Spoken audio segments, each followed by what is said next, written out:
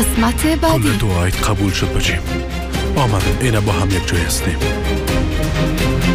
او زن به بچه خود گفته نمیتونه که علی پدرش است. حتما کدام پلان داره. اول دختر دواساز از خانهش اختطاف میکنه. شنیدیم که کاکایت آقا کورت از بین بود.